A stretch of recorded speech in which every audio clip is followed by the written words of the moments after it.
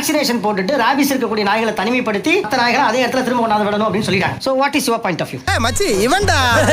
ஆமாடா இவன்டா. எவன்டா? கோர்ட்டோட ஆர்டர் வந்துருச்சு. பொது இடங்களில் நாய்களுக்கு நீங்கள் உணவு வைக்க கூடாது அப்படின்னு சொல்லிட்டாங்க. ஏன் 20 வருஷமா கோமால இருந்தியா? எதுக்கு எந்திரிக்கிற? உட்காருப்பா. இப்போ சரி இல்லன்னா அது ஒழுங்கா சொல்ல. ஏன் மூஞ்சி சூட் போட்ட மாதிரி வச்சிருக்க?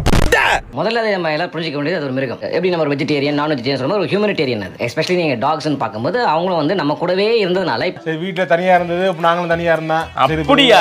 நீ இல்லாத குறைய அந்த நாயை வளர்த்து ஒரு புள்ளி ஆக்கிட்டு வளர்த்துக்கிட்டு இருக்காங்க. ஒரு மசனகுடி அந்த மாதிரி ஊருக்குலாம் போனீங்கன்னா புலி இருக்குல்ல, புலி வந்து பாத்தீங்கன்னா போற வழிக்கு கொஞ்சம் தூரத்துல தான் இருக்குது அங்க. அப்படியே அதுக்கு காரு வண்டிலாம் போனா அது பாட்டு அந்த ஹார்ன் சத்தெல்லாம் கேட்டா அது கண்டுக்கவே மாட்டேங்குது. அது பாட்டு இருக்கு, அது வந்து பழகிடுது. அந்த மாதிரி நம்ம கூட வாழ்ந்த ஒரு ஜீவன் தான். ஆனா நீங்க ஒரு அனிமலை நீங்க பார்க்கும்போது அது ஒரு வினக்கூட்டம். அது ஒரு அட்டாக் பண்ணுச்சுன்னா தலையா தளபதியான்னு கேட்டா கமல் மாதிரி புரியாமையே பேச.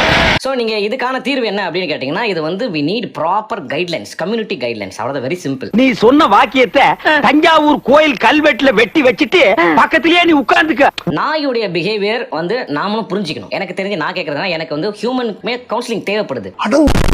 ஒரு நாய் கிட்ட நீங்க எப்படி பிஹேவ் பண்ணணும் ஒண்ணுமே கிடையாது. ஒரு நாய் பேசாம போய் இந்த நம்ம என் கழுத்துக்கு அடிப்பான். அவன் யாரா உள்ள கை தட்டினவன்? இந்த மாதிரி ஷார்ட்ஸ் பார்க்கலாம், மறக்காம சப்ஸ்கிரைப் பண்ணுங்க.